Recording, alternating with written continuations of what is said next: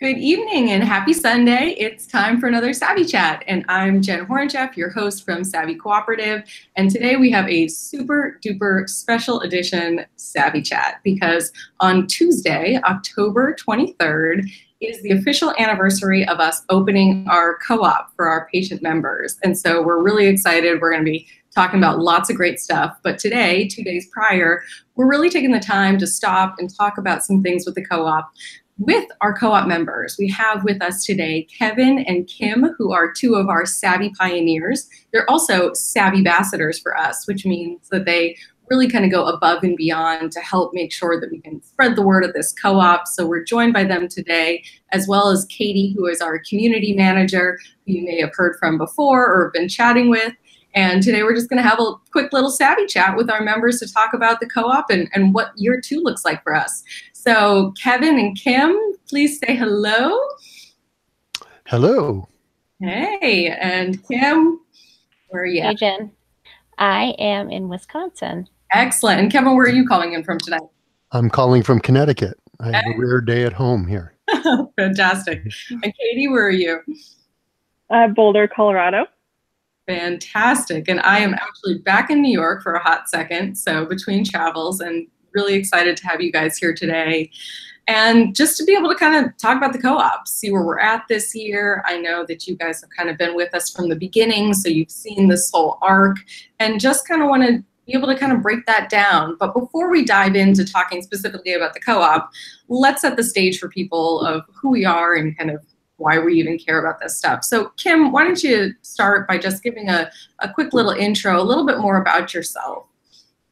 Yeah, so I'm Kim. I am a registered nurse by trade and ended up becoming a full-time patient about almost 5 years ago now.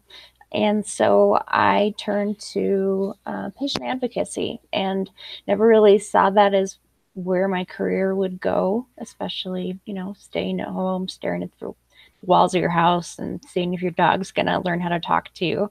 But I, in the process of kind of becoming a patient advocate, got involved with a lot of different arenas. And so actually you found me last year in a Twitter chat, and we were actually texting back and forth last night about this, that I was on a chat and you had you had approached me about something, and I was like, who is Savvy Co-op? I've never heard of these people, and afterwards then did some stuff. I was like, hey, I think I want to get involved with them. So yeah, you also may know me as Autonomic RN. I blog, and I also am part of Dysautonomia Support Network, and a lot of other things. So excited to be here tonight. Thanks for asking me, and really excited to chat. Yeah, thanks so much, Kim. You've definitely been a rock star member. And Kevin, too. And so give us a little bit of your background, since it is different. So kind of how did you get into this sort of space and world? Yeah, so I run a company called Salem Oaks. We're very small. In fact, it's me and my two daughters that run the company. And we started August 29th of last year, so just a couple months ahead of you.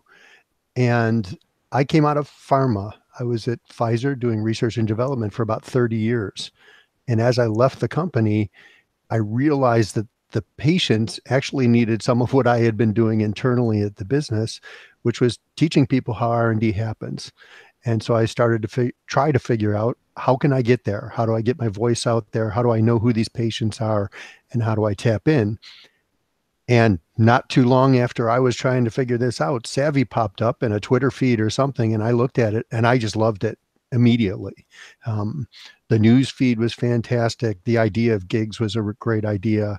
The discussions that were already happening, I just thought, this is wonderful. And looking at the basis of a co-op where the members are actually going to eventually profit from the work that they're doing, and opening up that channel for patients to be paid for their expertise, I thought was brilliant. So I had to be part of it. Oh, well, I'm also a 20-year cancer survivor, almost 21 years now. So That's my patient side. Yeah, well, I'd say that's quite the patient side. So, and I know you have a lot of other expertise as well. And Katy, you know, I know some of our listeners may have met you before in our previous Savvy Chat or have talked to you since all of our members we've encouraged to set up a call with you, but give us a little bit of your intro and background for our new listeners. Yeah, definitely. So I'm in graduate school at CU here in Boulder and kind of came to Savvy from more of the co-op side. I'm really interested in kind of how co-ops work and how different organizations can be structured, kind of surrounding the social aspect. And then also too, I have cerebral palsy and I kind of run my own online social movement around just kind of showcasing what people with CP are doing and what cerebral palsy can look like for other people. And yeah, just it's been really cool to talk with co-op members and just to see, even with Kevin and Kim kind of dishing out their background, realizing like how we all kind of are experts in our own conditions and fields. And it's really exciting to see what everyone is really bringing to the table here. So. Yeah. So you know what, Katy, I'm going to start with you. You have been talking to our co-op members over the course of the month. For those who don't know, October is National Co-op Month. Yes, it's a real thing. And so we started having our co-op calls that Katy's been doing with our members. So you've had a chance to chat with, gosh, I don't even know how many members at this point. If you kind of thought about some themes or any things that you're taking away, what are you hearing from our members? Gosh, there's so many things. Well, first, I'm learning so much just about, you know, why everyone was drawn to Savvy, and it's kind of that common idea of everyone is doing their own work and being their own advocate or a caregiver for their family members, but kind of Savvy provides that place where all these communities can kind of come together to do the same thing and really kind of live out that idea of like what it means to be a cooperative, but also to kind of, I don't know, just come together to feel empowered by our experiences and truly educate those around us in whether it's in our daily lives or like the medical field, the healthcare space, with what it's really like to kind of be a part of a system that you know, that's really hard to navigate. Yeah. And that's what, you know, Kim, you were talking about how when you saw us, you were kind of drawn to what we were doing. And I'm just curious, because you've been exposed to a lot of different communities. You're, you know, a great patient advocate and been really dedicating yourself to this. So what is it about the co-op that even resonates with you? You know, I think part of the co-op model is that it's something that everybody has a common interest in.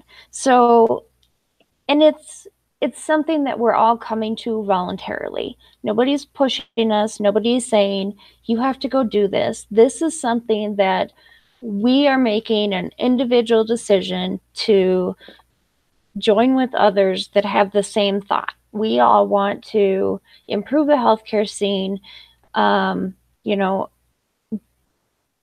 become or share our knowledge of our experiences as whether it be patients, healthcare providers, and just be able to share that as a common space, as a commonality, and know that everybody has a common thread. And at the end of the day, everybody's human, and it doesn't matter, you know, if you have $1 million or $1, you're still human at the end of the day. And a co-op allows everybody to be on the same playing field. And Savvy has such great qualities. And what I was really drawn to before I even knew really about the co-op was that you and Ronnie both had grown up as kids with chronic illnesses. And that totally resounded with me because I had grown up with chronic illnesses as well. And I was like, you know, if they are doing this, they have the right idea at hand. No matter what they do, I know that they've got the right idea. Well, I appreciate that. And I think, you know, Ronnie and I talked about this on our very first Savvy chat when we tried to tell a little bit of the story about how Savvy came to be and how it became to be a co-op. But that's whereas we dreamed up this way to connect patients and researchers or companies, et cetera. it was the fact that that's a profitable business. And we as patients who've been asked to give our insights for free for so long, didn't feel right being the sole beneficiaries of any sort of financial gain there. So we thought, how can we share this? And we sort of stumbled into the co-op structure of, wait, this is a co-op. If we give others ownership, then they can have a say and they can share in our profits as well. And I think that that's just something that we felt really strongly about. And we're so glad that people also sort of found that as a benefit. And so, yeah, Kevin, I'll turn to you. You kind of touched on it, that when you saw it, you were taken by the co-op model. Was there anything in particular that that struck you or seemed different that made this seem like a model that you wanted to get behind? Would you have joined any group, or was it the co-op that was part of it? And either answer is just fine. So one of the things you learn as you're trying to start up is, yes, you'll join any group. So I'll be honest there. And I've joined many groups. What's really nice is I keep bumping into people like you and Autonomic RN and all these other people in the same groups that we've joined. But the co-op model particularly struck me as, this is a different way of looking at it. It's much more democratic, and it's actually filling a need that I felt from the other side of the looking glass, which is, so where do I find these patients? And so as a researcher, there were lots of times that we wanted to just reach out and talk to somebody, but the hurdles internally to go through and figure out how to do that were just too much. And this just seemed like, wow, here's an easy outlet. You go online, say, hey, I want to advertise for some help. Here's a question, or here's a study, or here's a focus group. It just seems so easy, and internally that would have been easy, because all of the issues that were holding us back internally actually are handled by the co-op. Yeah. And so, Kevin, you're an individual member to be able to advocate when there are opportunities that you can share personally, but your company actually has used Savvy to gain some patient insights. And we haven't necessarily debriefed on that in a major way. So this will be the first time I'm sort of hearing these things. But if there's anything you want to share about what that experience was like, did this feel like a quality opportunity, or were there things that needed to be improved? So I'll give a little background, because this is a great place for me to plug something that's coming this week. We were trying to build some e-learning around drug development or drug R&D. And we wanted to get feedback from patients, the people who we were looking to educate. And so I said, let's go to Savvy. Let's ask them to do it. We had put together a little bit of a survey, and we ran that survey through you guys. It was pretty painless to do that. It was a couple emails back and forth and playing a little phone tag, but we got it together. And within hours, actually, we had about 15 responses, which is what we were looking for. And it changed the direction of where we were going.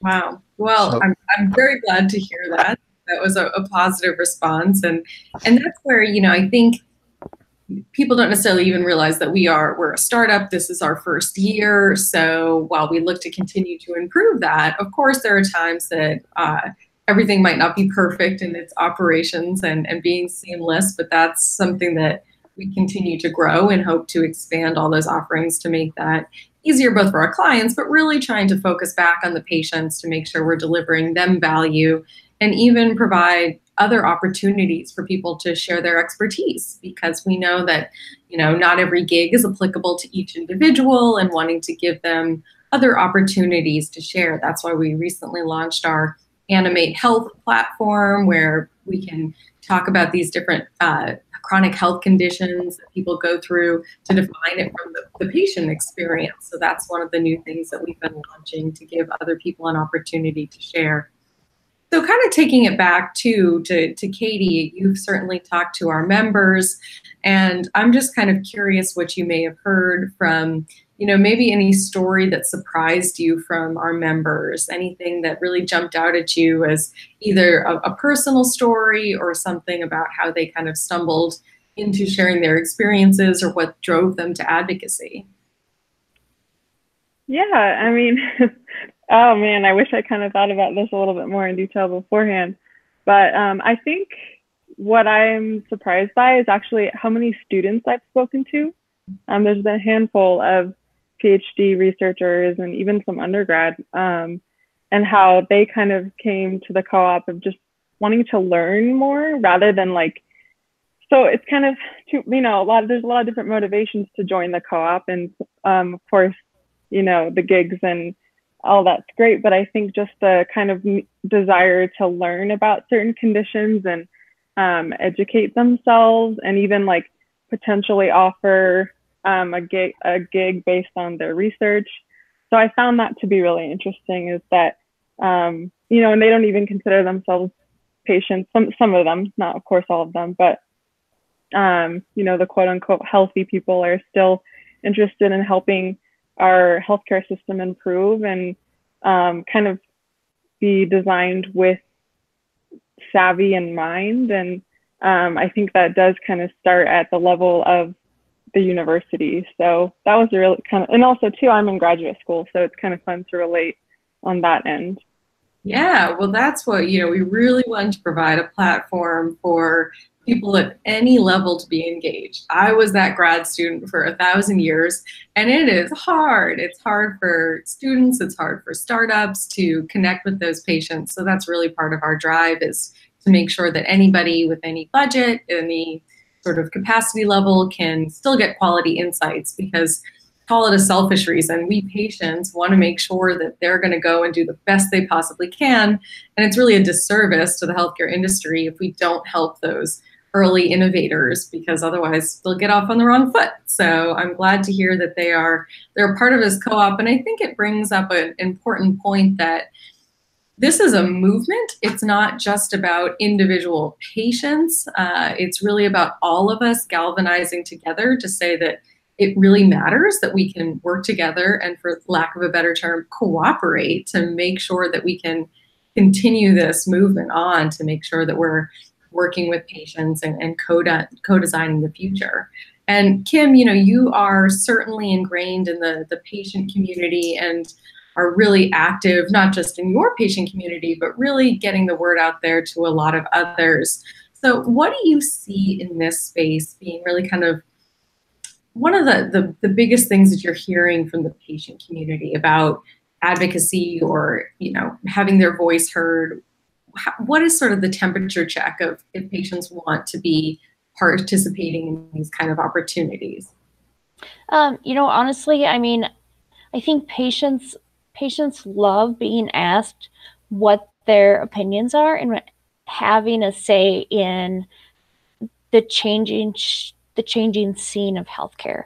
The patient advocacy movement is gaining so much traction and moving forward so fast, even compared to, say, like a year and a half ago. It's so different. And, people have said, just like you even, you're so ingrained. And sometimes I have to stop and think about how many places I am, and you don't even realize how involved you are. And that's I think something that a lot of patients, once they start getting ingrained into this and getting for themselves, we want to do better for everybody. We want things to be better for everybody that comes behind us. And so being part of this is natural. So I think, patient advocacy is something that, whether you realize you're doing it or not, even every time you're going to see a doctor, you're advocating for yourself. And that's something that so many people don't realize, is so that we're all natural born advocates. Whether we realize it or want to be doing it or not, we are advocating on some form or another. And I think that's a really important point, because there are individuals like yourself or myself or all of us on this call who may have been doing this for quite some time. And so we identify as being advocates. We have no problem jumping on a Savvy chat and talking about it. Yet it's also important to hear from those who haven't identified as being an advocate. And people always ask me about, well, do you only have like professional patients, or whatever term people want to call it, or the excuse they have for not wanting to talk to patients because they think that we're all just loaded and have been doing this forever. And so, what I tell them is that there's various opportunities for different levels of advocates. And like you say, there are those that are just trying to figure out what the heck this healthcare system is. They don't necessarily consider themselves either a patient or a patient advocate. They're just trying to get by. And that voice is really, really important too. And that's what we really strive at Savvy to make sure that we have a mix, because there will be different times and places for different individuals. And Kevin, you probably saw that too in your professional world of, seeing and understanding the times where you might want somebody like Kim to share their experience, who's had, a lot of experience advocating and even in the healthcare system as a nurse. But then the other times that you want to hear from somebody who maybe hasn't shared in these opportunities before. Can you maybe share some perspective on when you might want to hear from one type of patient versus another? Yeah. So there was the major way that we interacted with patients was actually motivational. And it was very powerful. And in that case, you actually want someone to come in who's just going to tell their story. And it's good that they can tell their story in sort of a coherent way. So you want someone who's a little experienced at speaking, let's say. To me, though, that's like the least value add of all the ways that we use patients. Other ways would be asking them about clinical trials. And in that case, I think you'd want some people who understood what you were talking about and understood the kinds of questions that would really be valuable, the kinds of input that would be valuable. Other times you may be doing a clinical trial and you want to say, we want to see how it works with somebody who doesn't know what's going on, because we want them to come in, naive's not the right word, but it's not the wrong word. They don't have the inside track to it. And we want to see their reactions. We want honest reactions. And those are just 3 examples of what you do. I think when you get to some even higher levels of advocates and expertise that those advocates have developed, that we'd want to pull them into the discussions that go on, deciding what research happens, how it happens, how we work with the regulators, talking to the regulators on behalf of the patient community in a way that actually, from a company standpoint, is like, great, the regulators now understand the disease better. And that makes it easier for the companies to work with the regulators. And I think we just got a comment in, but I would love your perspective on it, of the fact that many healthcare companies seem to run from speaking with patients because they think that we're just going to complain. What would you say to something like this? So I think the observation is true. It feels like we're running away. And I say I'm not in there anymore, but that's okay. It actually is just an artifact of the bureaucracy around talking to people outside the company. There are layers and layers of legal hoops and everything to make sure that you don't do something wrong. And I know that we were really sensitive to that.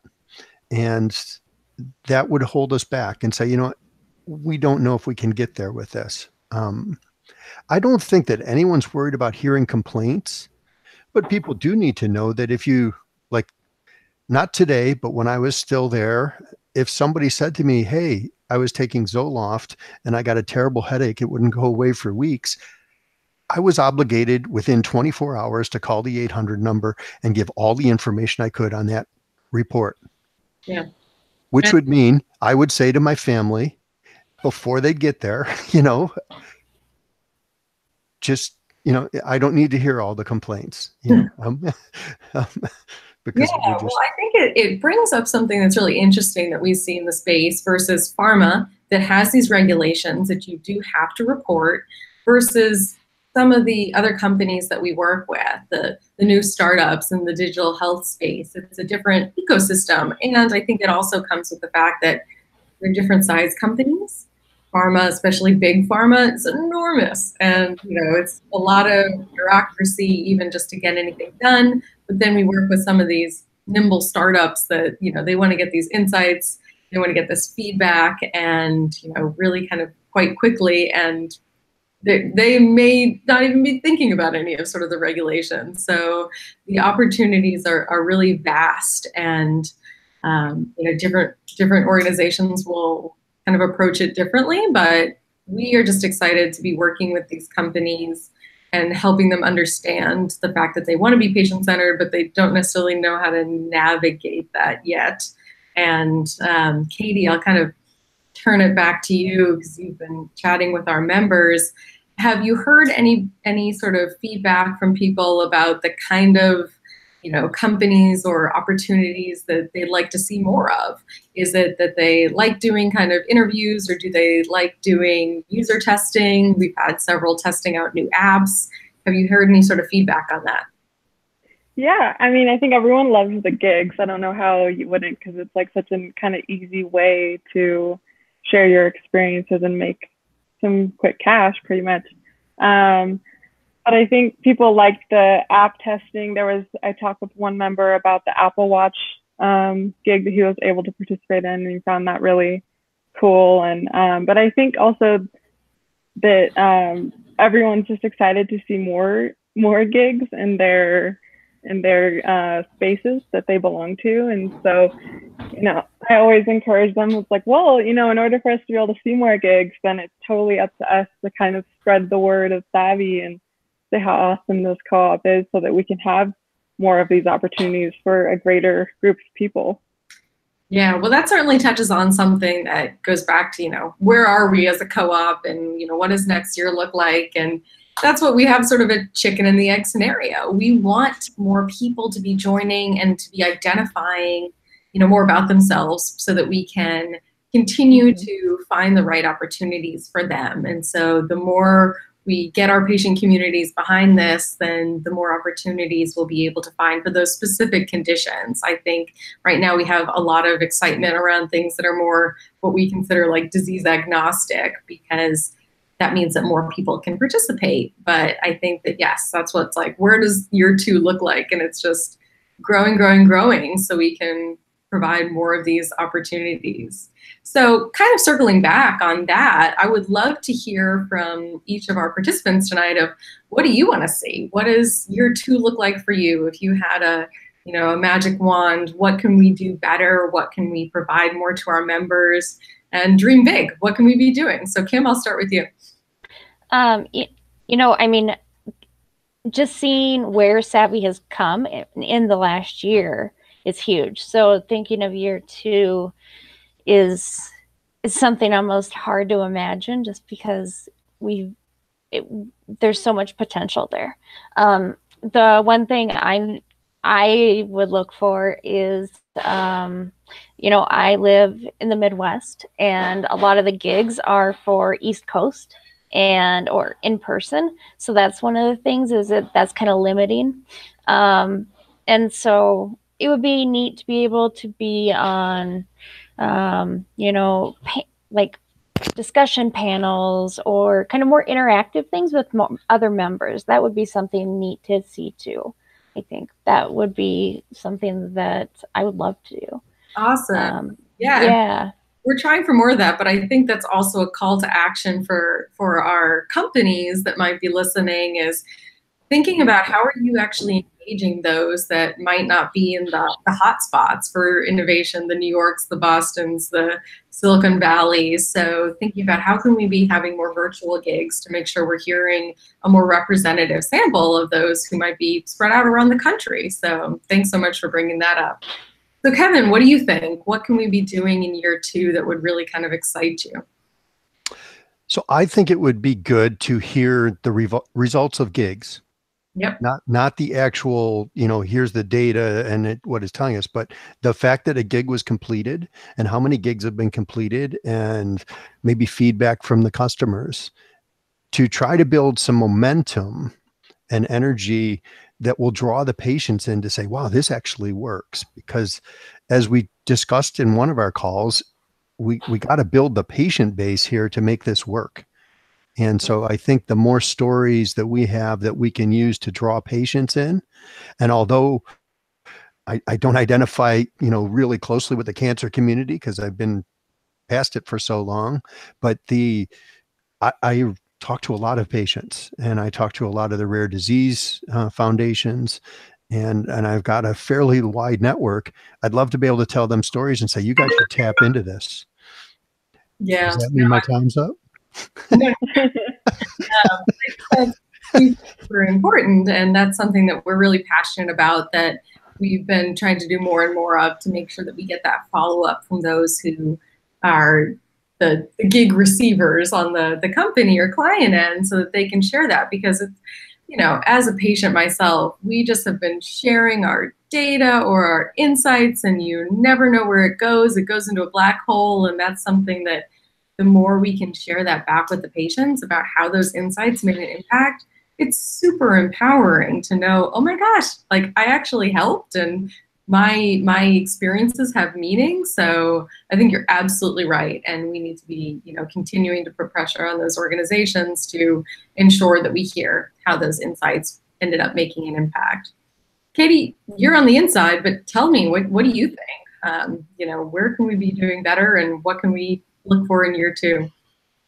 Yeah, definitely. I mean, well, even speaking with a lot of co-op members, it's been really fun to kind of get to know like who everyone is. And I think just the idea of like meeting up in person around the country would be cool. I mean, I know that you and the puppets go to a lot of conferences, but just so I could give Savvy pins and Savvy stickers and even some puppets to some local Colorado co-op members. Like, I'd love to be able to do that, and just to kind of put a face to the name and all of our social media handles that we're always like tweeting at with all these amazing people. But I just think it would be awesome to kind of be able to represent our co-op in a less remote way here and there. Yeah, no, I like this. Yes, oh my God, more puppets, more puppets. So cute. Yeah, Savvy loves the puppets, and I would just love to be able to share that. A great idea. That this is all of our co-ops. So certainly, if any of our listeners are interested in doing any of those in-person meetups, by all means, we will help to the best of our ability to facilitate it and empower you to go and sort of lead some of these. We need a cool name for it. Savvy meetup. That's bland. I'm sure one of our members will come up with another name. Savvy raves. Savvy raves. Yeah. So funny. Yeah. We'll just, as long as we keep it clean, we can have whatever we want under the Savvy name. So I think those are all. No one goes to jail. Yeah, no one goes to jail except the puppets. Sometimes they get rowdy. We like to take pictures of them at some conference after parties, but they usually keep it clean. So no, I think this is great, and certainly welcome any of our members to continue to give us feedback. Anybody can reach us at hello@savvy.coop at any time. Please share your insights and ideas with us.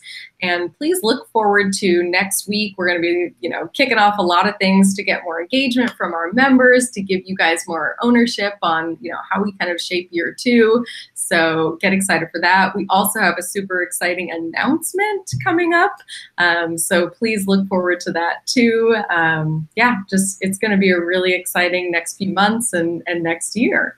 So before we kind of close out our conversation tonight, kind of want to go back to what we ask all of our guests and learn more about you guys as individuals. My favorite questions, not that we didn't just have an awesome discussion, but going to put you on the spot and ask you a couple things. So when you guys aren't being savvy and helping others, tell us a little bit about you and what kind of hobby are you keeping up with, or what do you do for fun? So Kim, I'll start with you. I am a Netflix binger, and I also quilt. And so all of our friends that have babies, I make them baby blankets. We just had a run of babies, and so I just got done making like 4 quilts.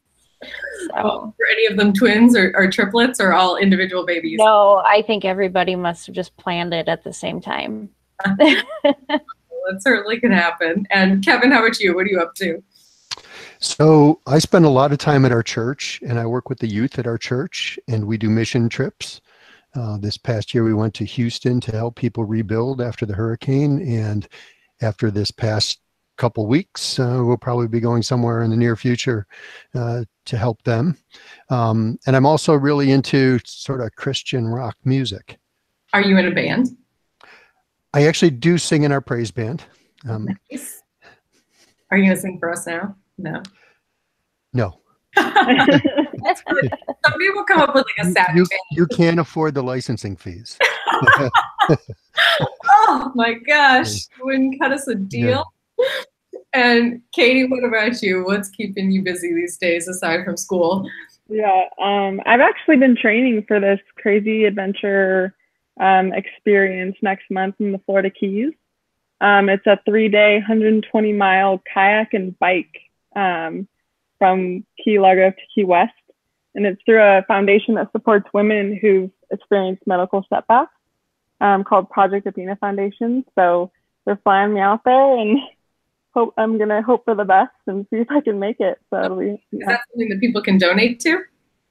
Yeah, actually, my boyfriend we're fundraising together so that he can go with me.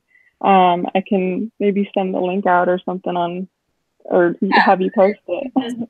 YouTube comment section if people are interested to give some extra. Yeah, awesome. Yeah, it's taking a lot of my time. I did a 2-hour indoor row the other day. That was pretty intense. Oh my gosh. Sounds exhausting, but good. We're proud of you. Get out there. Thank you.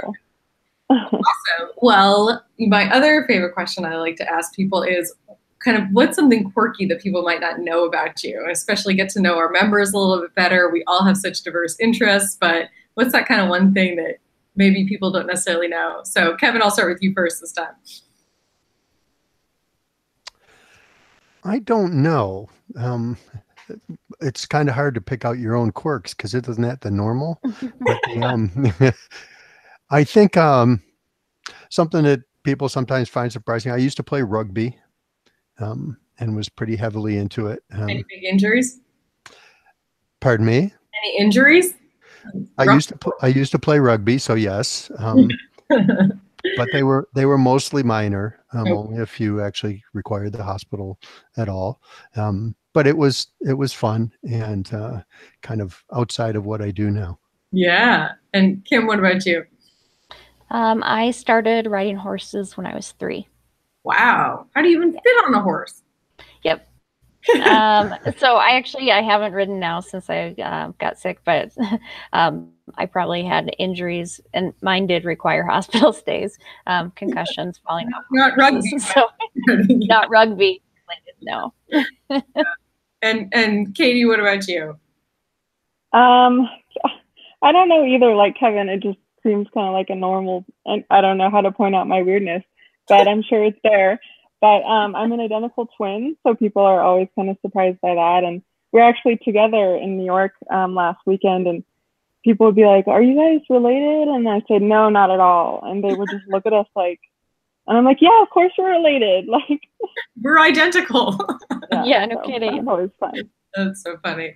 All right, well, now we're down to my very favorite question of putting a song to our new Savvy soundtrack. So asking each of you, what song title do you think best describes the current state of healthcare? So Kim, add for us. Okay, so this would be in an idealistic healthcare, or how things should be going. Kenny Chesney, Get Along. The chorus is, I obviously not going to sing it, but it's Can't We All Just Get Along? Yeah. So it just feels like patients, pharma, insurance, everything, the whole ball of wax needs to work together. So yeah, it's a great co-op song. So you're very on that. All right, Kevin, what song did you pick out? So I told you I liked Christian rock, and so I picked something from Skillet. Okay. It's called Rise. And the chorus is, sound it off, this is our call, rise in revolution. It's our time to change it all, rise in revolution. I like it. Do we have to pay royalties on that next year? Well, probably Skillet will ask, but or maybe they'll just sue me for destroying their song. Yeah. But the reason I picked it is I tell a lot of people, my former colleagues and other people, that there's a shift happening here in healthcare. And it's a shift where patients are speaking up and patients are taking control and patients are learning to manage the healthcare that's around them because it doesn't manage itself well. And I think it's a revolution. And so I think the song sort of is a call to action. Amazing. Yeah, you guys just picked some really on-point songs, both about our healthcare system and kind of also touch on the co-op aspect of let's join together and let's make this better. All right, Katie, are you going to give us a downer song? Yes, I totally thought of one while we were talking just because I've been listening to a lot of like, I don't know, soul music today while writing a paper, and I thought of Ain't No Mountain High Enough. Nice. And I just like, it just makes me feel good, and I don't know. I know. So we can tackle this mountain together. That's amazing. Well, thank you guys so much. And thank you. We have an active chat going on here too. So thank you to everybody who's joined in this conversation. This is not the end of the conversation at all. We're going into year 2 as a super strong Savvy co-op, and we just can't wait to continue the conversation with our members and with those in the industry to make sure that the future of healthcare is co-designed with patients. So thank you guys so much for tuning in, and please check us out next week when we will be talking with Margaret Vincent from Stocksy United, which is kind of a big sister co-op, if you will. They're an amazing co-op of photographers, and we're going to kind of hear from them, learn from them, because they've been doing this for several years now, so we can really kind of look up to them and see what Savvy's going to be like in the future. So tune in then when we'll be chatting about that, and until then, thank you guys so much for joining us. You were amazing. Thank you for being Savvy pioneers. We couldn't do this without you, and to everybody else, stay savvy till next week. Bye now. Bye, thank you. Bye. Bye.